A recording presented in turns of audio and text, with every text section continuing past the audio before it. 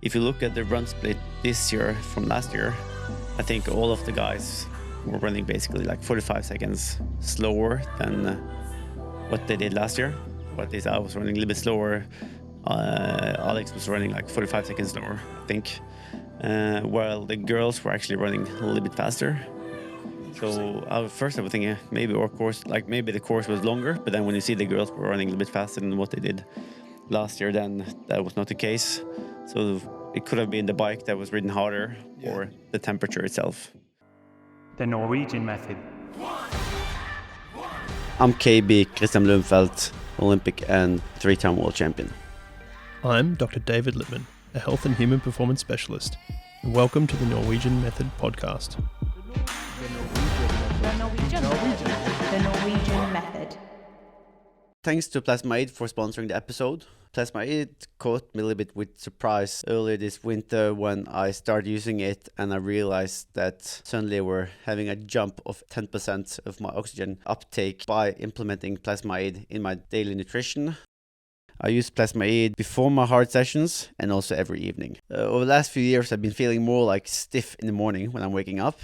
But I do feel like this morning, I feel better when I'm waking up. Like I can sort of stand easier without knee pains, and I'm less stiff in the morning than what I was before after starting using Plasma-Aid in the evening. Experience the benefits yourself by using the code TRI20, that's TRI20, to get 20% off your next purchase. Check the show notes below for the code. Welcome back to the Norwegian Method podcast. Joining me today, Kristian, fresh off the Olympics, mate. How are you? Yeah, thank you. I am okay. Trying to get over the disappointment from Paris. I've been now 10 days in the village and had like the individual race on like day 4 or something, or 5. So it's been like almost a week afterwards in the village preparing for the relay and just trying to get the disappointment from the race out of my mind. But yeah, it's difficult. Yeah. I wasn't going to go here so early, but let's touch on that. I know we talked previously and you said, failure, bronze was failure, and the goal was gold. How do you feel about Paris in that context? Is it something where you're like, I wasn't good enough on the day? Is it like super disappointed? It's like, where do you lie in all that? I think I just wasn't good enough for the last year and a half. Like I'm coming into the race hoping that I was able to sort of bridge that 50 seconds gap or so that I had up to the best runners where I've sort of been over the last year. And I sort of started to run. I came off the bike in a position where I felt I could race for the win. I had an okay swim, 50 seconds down, but still like in a position where I could, together with Hayden and some other guys, work together solidly on the bike to catch up. And I think that scenario was working well. That meant that both the first group and our group was sort of doing a little bit of work on the bike and put a little bit of fatigue into legs to everyone. Well, I was hoping that I would have some good running legs when I came off the bike, but I just felt like the pace was too high from the beginning. And I had to quite quickly there adjust my sort of goals from racing for the win to see if I can just survive and do some tactical decisions and like get through and get a medal at least. So I tried to stay behind the French guys, Leo and Pierre, who was then running in 3rd and 4th position for the 2nd, 3rd K, and then it was just tough. Like I had to let them go and I don't think it was the day. I think it was the training over the last, 6-12 months. Well, let's touch a bit more on what goes through your mind there. You sort of said you had to readjust goals. Like you're very vocal about like hurts more to lose, all that sort of stuff. Like what goes through your head there where you're like, actually gold isn't a chance here. Maybe a medal's not a chance. Are you just super disappointed? Are you trying to refocus? Is it? No, then you just need to refocus and set yourself like new targets and trying to get the best results you possibly can get out of the day. So it's a little bit like if you get a puncture, you have to sort of get the best results out of that situation you've been put into. So if you then start running with the second pack, then you might know it's really difficult to catch everyone in the first pack, but maybe you can catch at least some of them. And it's a little bit the same when I'm there, feeling that the pace is too high to run, to follow. First, I was like a few seconds behind Alex out of the transition. Hayden was behind me, and when he came by me, I wasn't able to stay on his back and had to sort of settle into that group who was running for third. But still, that pace was too high, so I was getting dropped from that duo with the French guys, I think around third K. And then from there on, I struggled the last 2K, I would say. Yeah. And you mentioned it wasn't the day, it was the last 18 months. So, but when we talked to you beforehand, and I know this from off air as well, this isn't you putting on a show on air, it was off air as well. You were very confident going in there. How do those two line up? Was it that you had to tell yourself that you were confident, or were you actually confident and then on reflection, you're not so sure about the last 18 months? I felt the training was good in the winter, and like in Sierra Nevada, going into the first races of the year, I felt the body was responding well. But then I came into Yokohama and sort of struggled there with the race pace and finished further down than I was expecting. And I've tried to sort of stay positive and prepare into Cagliari. And with the flat tire there, I felt like didn't get 100% honest answer, as I didn't start to run together with everyone else.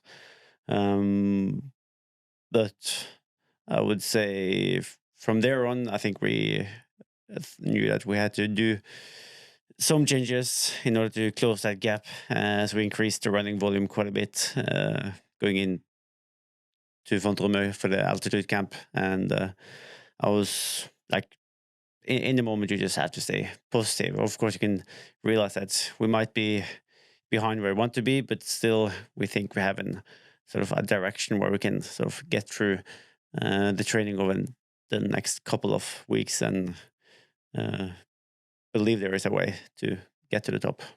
Okay. But then you might, like, even when I came down from altitude and I felt like the pace on the run I did wasn't as fast as I felt that was needed, you still try to think that the body could respond fantastic in week 2 and 3 coming down from altitude. So I still try to be optimistic, and I still try to believe I could do it. But I think when we look at the results now, I'm sort of having the same distance or the gap up to the best guys. And then it's obviously easy to rethink and question what we have done.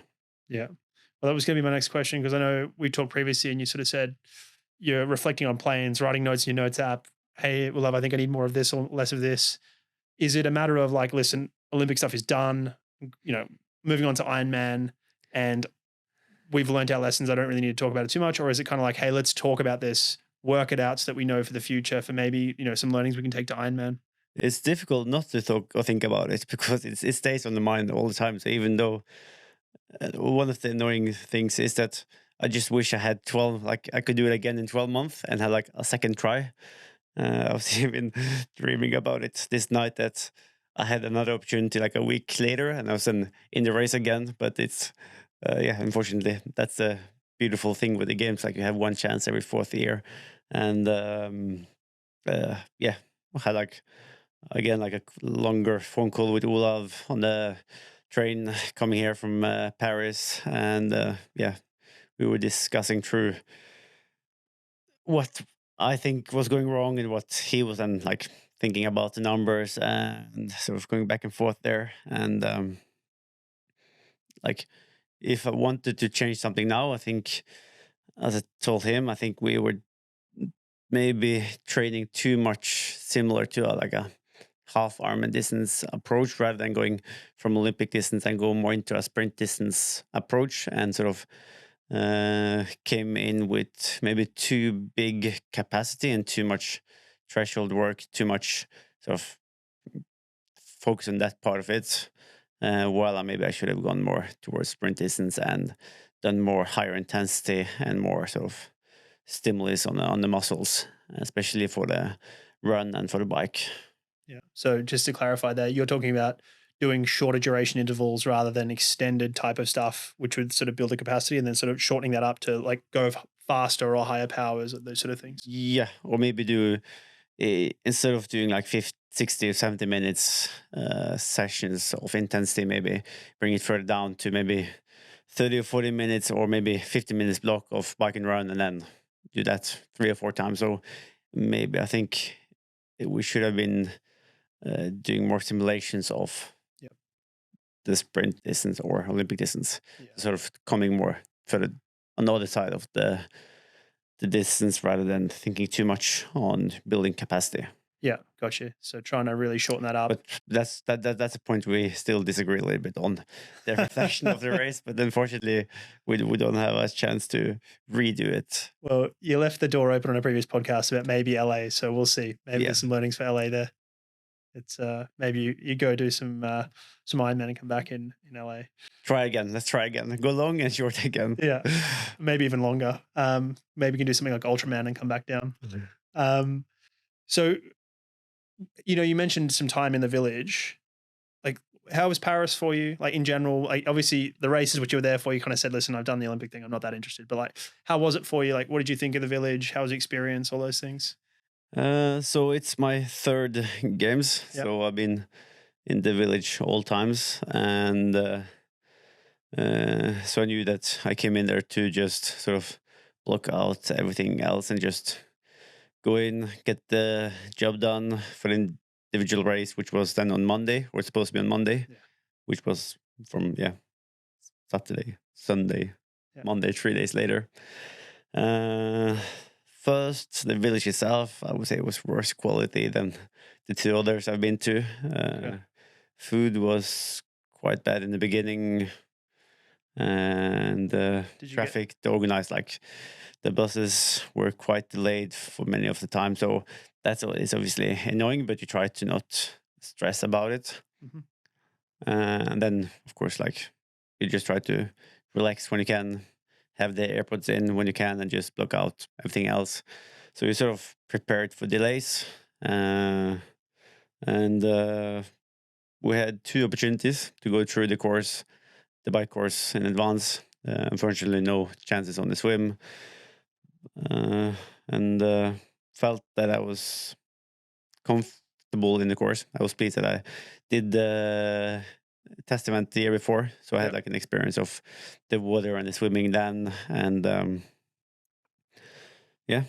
going to bed Sunday evening.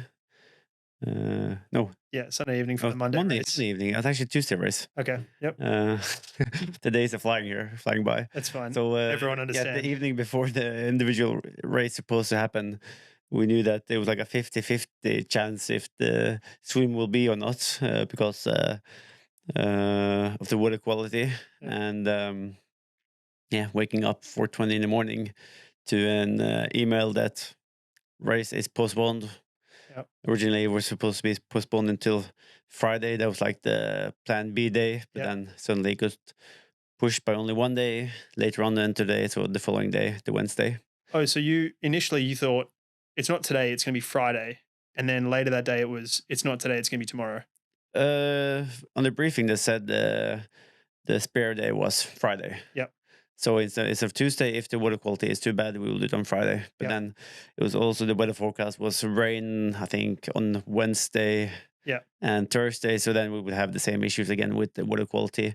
So I think that's why they pushed it on Wednesday after the women's race. But when did you find that out? Was that in the morning? The email? Yeah, in the email. So that was like, again, you try to think positive in the moment, and then I was actually pleased that then I will be able to sleep in before my race instead of waking up super early. Yep. So then we just stayed with that rhythm. So we, instead of going back to sleep, we were sort of going out, having breakfast, doing the training, and doing all the same the next day.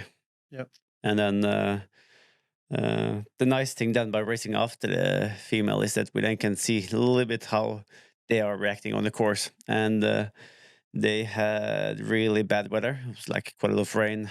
And I also remember like seeing how strong the current were, because I think it was twice the strength of what it was in the test event the year before when we were able to swim in the river the last time. So to understand how strong the current is and how important it is was for everyone to really go as far into the side on the return.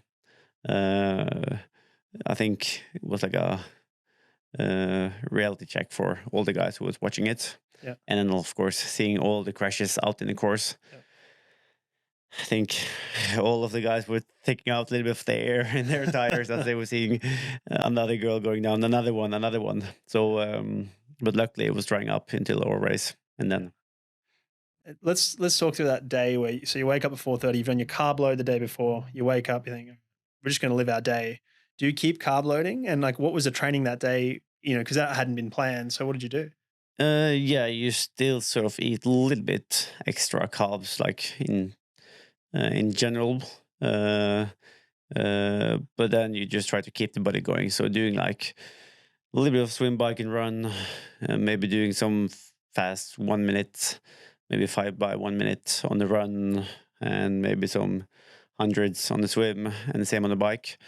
I think I did the bike on the balcony on the turbo, because it's sort of tricky to get out and do proper intensity. So I did 5 by 1 minute there as well, where I'm just getting like that muscular push and feeling that I can blow it all through my system. Mm-hmm. And just trying to refocus and and I'm fascinated by this because you go to sleep knowing it's 50-50. Are you like, this is 50-50, but I'm 100% ready? Or are you kind of like, I don't know here? Because that must be hard, because you don't know if you don't know if the alarm's going off and you're like, let's go. Or if you're, it's probably not going to happen. I think it's important that then you're 100% ready until it gets postponed. So, that was the mindset. But then when it gets postponed, you sort of just, refocus again. Thanks to VTMaster for sponsoring the episode. We are using VTMaster in training, in field, out on training camps, as well in the pool, in the lab, to get a better understanding of how the training we're doing is affecting the fitness we are having, and to understand the energy system better in order to reach peak human performance. It's been crucial to use VTMaster in order to be able to swap from short distance over to full distance Ironman and back again to short distance, in order to understand how the energy system have been changed. We're also using VTMaster to get a better understanding of a resting metabolic rate, and to understand the energy cost of the calories over total training volume after weeks, months, and years of training, and to get a better understanding of the training budget that we are having. So race goes on. We've talked about that already. What happens post-race? So obviously you're not happy. There's no question about that.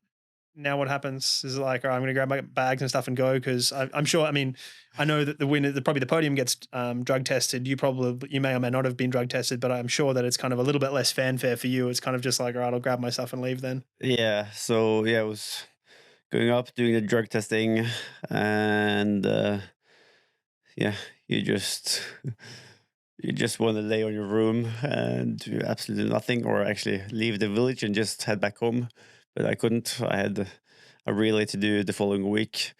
So in one way, you just want to get the race out of your mind. In another way, like, your thought always comes back and you're thinking about the race and you're thinking about what happened the last couple of months, year, and the disappointment is just like sinking in.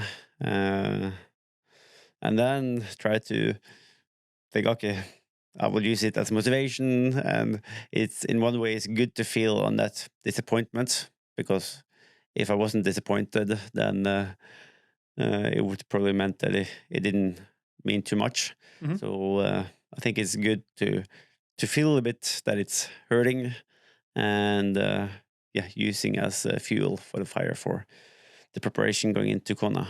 Yeah, and we touched already on, you did the relay. Was that something you were happy to do in the end? Obviously there's probably a couple of days there where you're like, this is terrible, like I don't want to be here, I just want to be home. Did you enjoy getting to race again, or not really? Would you have preferred not to have raced again? I did enjoy being out there on the course. Yep. And so I started to swim and sort of chasing on the bike and sort of feeling that racing intensity again and the atmosphere in the course, then I enjoyed it. Yeah. But the build up going into it, I didn't really enjoy, and just it was. I was all in for the individual race, and that was my goal and ambition. Yeah. And we talked a bit about the course on another podcast. What did you think of the course in the end? Obviously, we talked about current was stronger, and you sort of were happy you'd already done it. But what did you think of the course in the end? Because we talked a bit about, they're going to move some cobbles so that there's more cobbles on the run, not on the, there's less on the run, more on the road.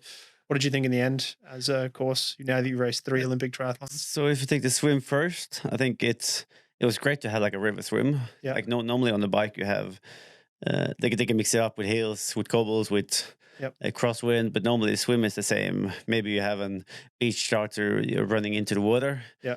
Instead of just diving in from a pontoon, but to actually have a current in the water makes like the whole dynamic different. Yep. So I think that was cool, even though it's probably not favorable for me. I think it's cool to have that sort of flavoring into the swim course. The bike course, because of the swim got spread out, I think it was ridden harder than what we did in the test event, I think. Simply because you had a first group who was more motivated to stay away, and then we had to work to catch. Yep. And the changes they did with the run course where there was a little bit less cobbles, and a little bit more like that out and back section came just before finish line. So if you look at the run split this year from last year, I think all of the guys were running basically like 45 seconds slower than what they did last year. Okay. I was running a little bit slower. Alex was running like 45 seconds slower, I think. While the girls were actually running a little bit faster. So first I was thinking maybe the course was longer, but then when you see the girls were running a little bit faster than what they did last year, then that was not the case. So it could have been the bike that was ridden harder, or the temperature itself.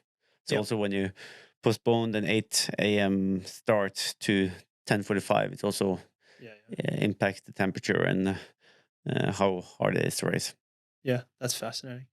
I mean, that's the sort of insights I think we talked about in a previous episode. You talked about being close to pylons and things like this in the swim current, and I think that's the sort of insights people love. So appreciate those as fascinating. And then not to dwell too much on the mixed relay, but do you enjoy the format? Is that sort of thing something we need to bring more of to triathlon, to have those sort of formats and more racing, more sort of something different? Or do you think we need to just spice up the course a little bit? You already talked about having some current being great. And look, as a spectator, I agree with that. The more racing we get, the less time trialing we get, the better. I think the mixed relay is a great event. Yeah. And the fact that they're bringing both like men and women together makes the federations who is having maybe a strong female team while struggling with the guys, then they have to sort of, in order to perform there, they have to sort of invest more into the guys, or opposite. So it makes the federation giving them an motivation to actually work with both gender. And also it's really attractive to watch. Like, it's a really entertaining event, and it's also great if you're a part of a team to work towards it. And it normally brings the teams together. So I think it's a great to have. But I think also we should take care of the Olympic distance. It seems like the short distance is getting more and more sprint distance in, and instead of keeping that an hour and 45 minutes of endurance into the event. So I think both is good. Yeah, gotcha. Maybe we have a... But we can't make often what they do is just making the courses smaller and smaller and smaller. Yeah. And then it's... maybe it's cheaper to organize, but then you have sort of less room to play around with the course, and and no matter where you go or travel in the world, you sort of meet the same thing. Like, you're meeting some 90 degrees and dead turns and cones, and the courses is basically the same, rather than utilizing the sort of the area around. If there is a bigger hill and you have to make it a 7 or 8K loop, then I think that's better than sort of staying into that sort of bubble of 5 or 4Ks. Yeah. Gotcha. Use the natural environment. That makes sense. I mean, look, it's a fun format to watch. I'd kind of my whole thing, I'd love to see you have free reign to put people in whatever order you wanted. So they don't dictate who goes first and second from a gender perspective. They say, listen, you've got 4 athletes, 2 have to be male, 2 have to be female. Race them in whatever order you want. You want to go 2 males, then 2 females, you can do that. If you want to go the other way, you can do that. And then you have to start thinking tactically. So, but I don't know if that'd work. I'm sure there's safety concerns with some of that stuff. You mean for the swim? For everything. Yeah. I mean, for everything, like you've got differing levels of, I mean, swim would be the biggest safety concern, of course, particularly the start, right? The first, you almost always, I suggest probably everyone starts with the male and then they decide how they split it up, for even staying with the group, because you'd prefer to be with a group, right? Than you would separately. So yeah, but I can imagine then more often you finish off with the guy then. So I think it's great that they have this set order where they can every 4 cycles or every 4 years they can swap it around. Yep. So we can finish with, like this year around we finished with women crossing the finish line and getting that picture of the sprint finish. Yeah, it's a good point, because you probably then almost all teams would go male, female, female, male. So you'd start and finish with men. Yeah, or if you start off with your female athletes, then they can draft as long as possible on the guys. While, I think it's good that it's set. Yeah, that's all right. We don't have to agree. That's okay. We can agree to disagree. Exactly. So you talked a little bit about sort of wanting to get back to training already and sort of focusing on how's your recovery going? Good. Like, it's not like you need a massive recovery week or 2 weeks of recovery after an Olympic distance or mixed relay, but it's more like the mental rest you need, like, because you're building up. We've been building up for this race since Kona in 2022. Or actually St. George in 2022 in the 7.3 race. So since then we have done everything we could to come back to this single race. So when it doesn't go to plan, it's sort of like, you need a little bit of mental space or like recovery there and sort of digesting the feelings. Yeah. And so what did your training look like between, I guess, race day and the relay? Was it pretty much just, I'll do a bit every day, I need mental space here and I'll be ready on the day? Yeah, pretty much. So actually the day after I just took I think I took the whole day without training. Yeah. And just slept in, and I'm not sure if I even left the village or the room, except going down to eat and then back up again. Yeah. And then the days after I did like easy swim, back and run every day, and trying to keep the body moving. Yeah. And I assume you were calling, like you spoke to a bunch of people in the aftermath, I suppose, family, Gustav, etc. Olav, of course. Actually, I haven't spoken to Gustav yet. You haven't spoken to Gustav yet? I mean, that's breaking news. That's interesting. I assume he sent you a message or something. I assume it wasn't dead silence. I think it's been dead silence. Oh, that's brutal. Yeah. It's harsh. Yeah. He doesn't want to talk to you now. Okay, fair enough. But I assume you spoke to some family in Olav sort of in the aftermath, and that was probably how you had to do it. Was Olav in the village or not? Yeah, he was in the village until the individual race, and then he went back home. Yeah, okay.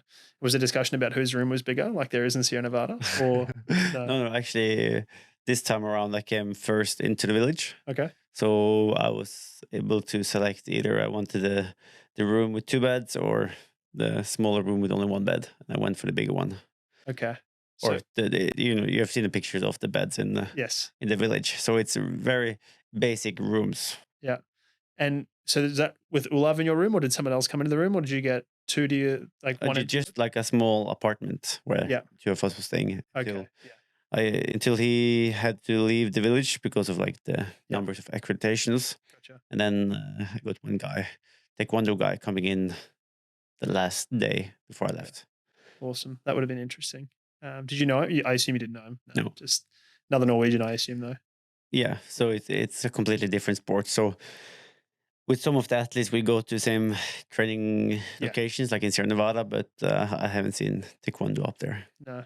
I mean, there is a boxing ring, though. We did see that in Gustav's cribs up there. I wanted to touch on something completely, I mean, somewhat related, but somewhat different. The Ingebrigtsens released a song in preparation. How was that for Team Norway? What was that like? It hasn't worked properly, I would say. It worked for the We- decathlon. Yeah, but we have one gold medal, and we are now having a few days left until the game. We have one medal at all. Yeah. So yeah, Didn't work. like when I listened to it the first time, it was pretty cool song, like a great rhythm and like awesome like video. Yep. But it seems like it hasn't been inspiring enough, or maybe they should have released it like 1 year out, Yeah. so we could actually listen to it when we were training. Yeah. Maybe it's too late to get it like 4 days or so before the race, because then we can't use, or maybe it's like getting too inspired and too sort of eager to perform. Yeah. Fair enough. I like that.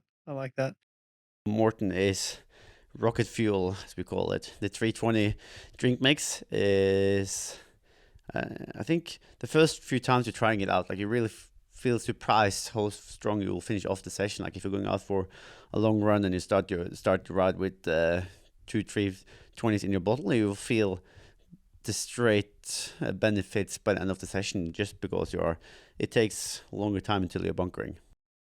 Solid 160, it's a great addition to the supplement. It's like good to get something that's not just liquid, like when I'm out riding before a run session, if I want to have some quick snacks but giving me that energy, it's a great bar to get in. And also it takes a bit like more, it's more solid than just the drink mix.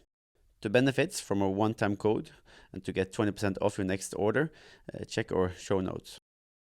Alrighty, so we're talking just after, a handful of days after the mixed relay. How much training are you doing at the moment, and sort of what's, I guess, obviously Kona is the goal, and you're going to ramp back up to it. We're going to have an episode, a series on Kona, so we won't touch too much on it. But I guess you talked about the need to recover mentally. So what is that? How are you balancing mental recovery with so this is more training? So now it's 2 days out from the mixed relay. Yeah. Yesterday I just did a 21K run. Today I did like a short 12K or so run. Yep. 4.5K swim, and I'm going for another run now this evening. Yep. And the thing is, in 1 week I'm leaving for Frankfurt to do an Ironman distance next week. So my goal there is just to finish. Yep. But I want to sort of slowly get back into low intensity training and some higher volume. Yep. Or not high volume, but some volume. Yep. And then maybe use the block after Frankfurt to sort of keep the volume, and then go more back into intensive work when we in the preparation for a challenge race in Uzbekistan before going to to the altitude camp in Flagstaff. So both me and Gustav are heading to Uzbekistan. Okay. I've never been to Uzbekistan, so that's something that's going to be exciting. Okay. And that's First he got an invitation, and then I had to push Adam to like, come on, where's my invitation? And then he managed to get me one as well. So now we will have like a short week in Uzbekistan together, and that would be great fun. And that's, I assume, partially for travel, like for miles, because I know how much you like your miles, but partially for visiting a new place, something different. I assume those are sort of the motivators. Of course, you want to race, but given you are probably not as physically prepared as you want to be to race well, I assume it's more the other stuff. It's I found it too short to travel from Europe to the US, so we need to go a little bit towards the east in order to get enough mileage. Yeah, makes sense.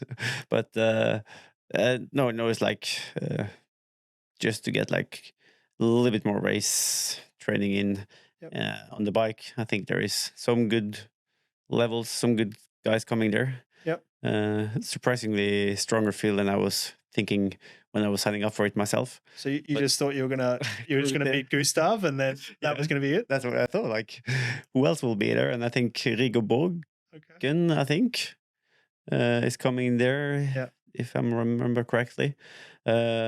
But it's more like getting a feeling of racing again on the TT bike. Yeah. Like I'm racing next week in Frankfurt, and I hope that I can stay with the pack for as long as possible and not be having to ride 180K by myself. Yep. Because I haven't ridden my TT bike since Lahti last year. Wow. The 70.3 race. So first of all, I have to make sure that it still fits. It still fits.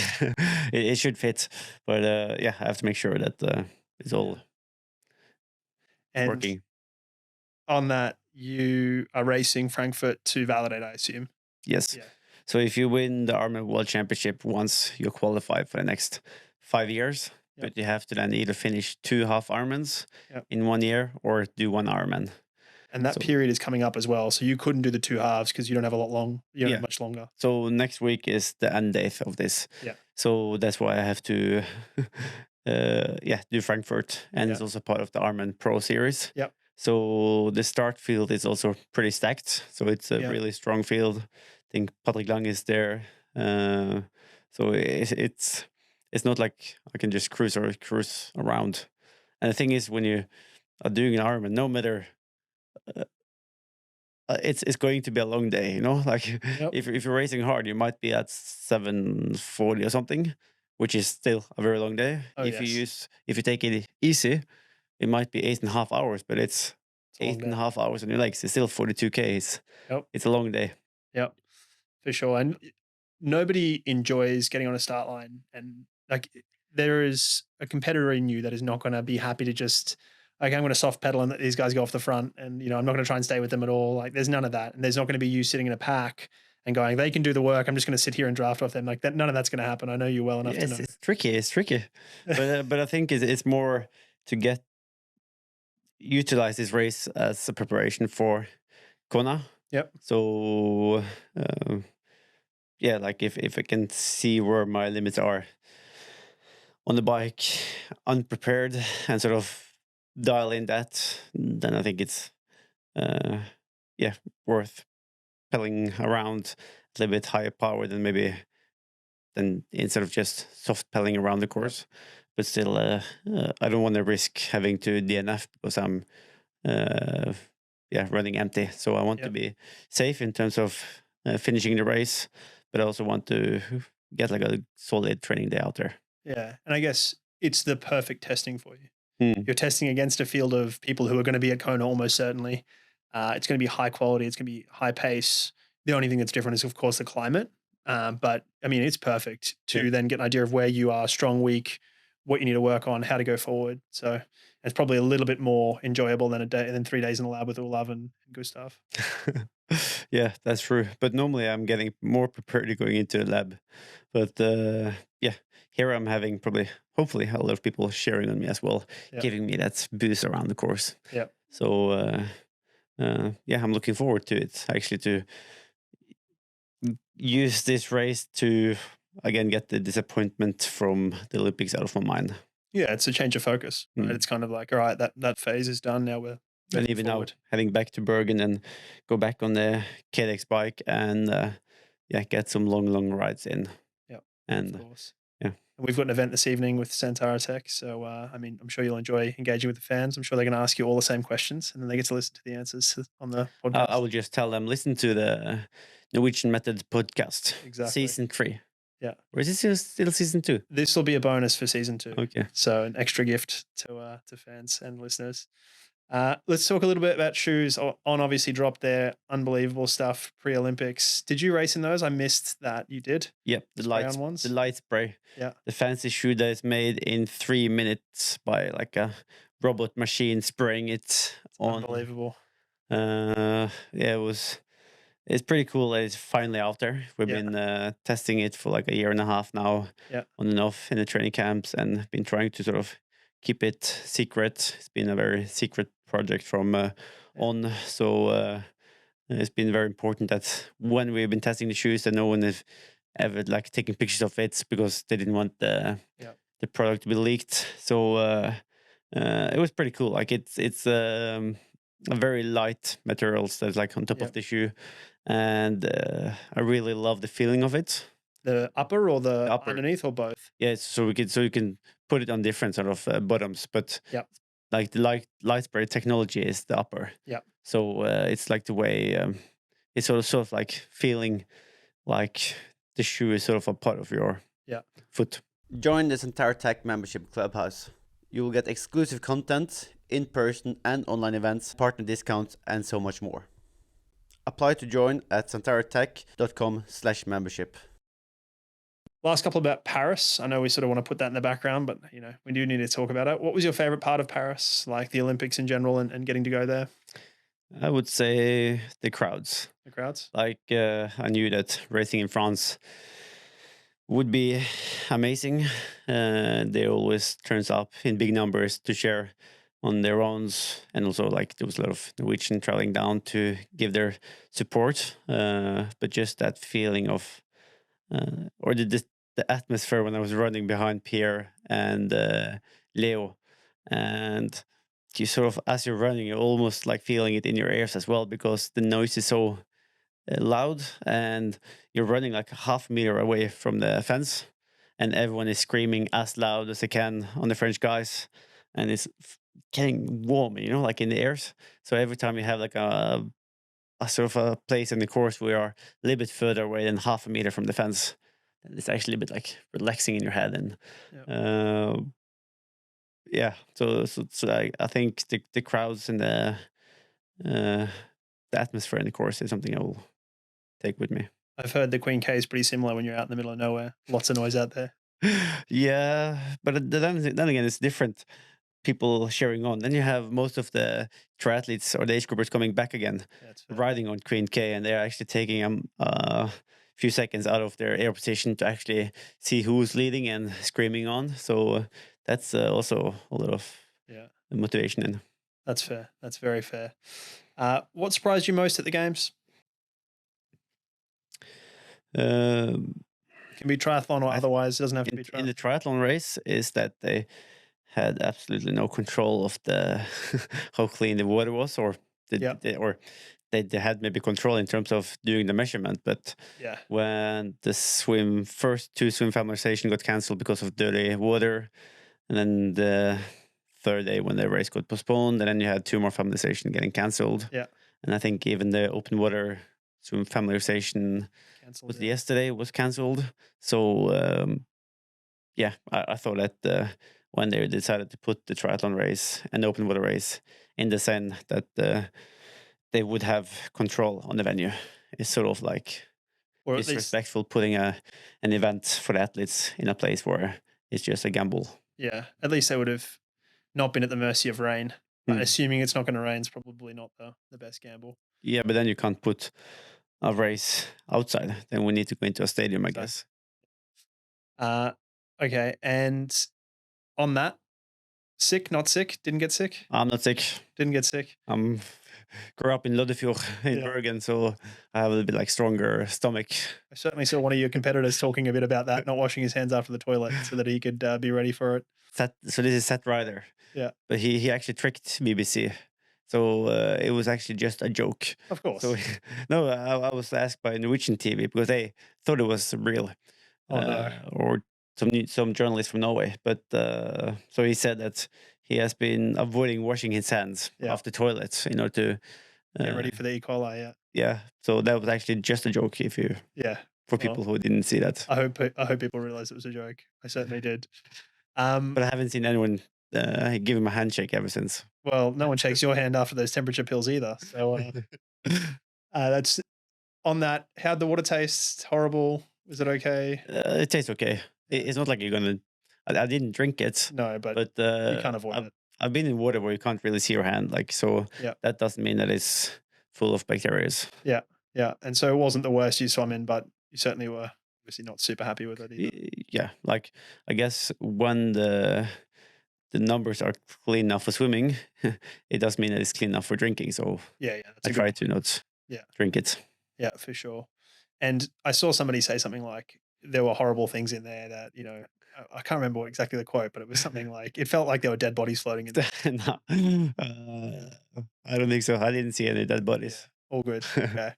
Well, I wanted to end it on a bit of a lighter note and touch on that. So, but thank you so much, Kristian. This has been great. I think people will really enjoy hearing your thoughts and particularly how honest and raw you've been. So I really appreciate that. It's got to be pretty difficult to back up for a podcast, even if it is your own, to back up for a podcast, having just come off that and of course travel today and train. So very much appreciated. And we will have some special Kona content coming up in the next little while. So do keep an eye on your podcast feeds. If you aren't subscribed, please do subscribe to the Norwegian Method podcast feed. Follow us on social, share this episode, and of course, rate the podcast if you haven't already. Thank you. Thanks. The Norwegian Method. The Norwegian Method.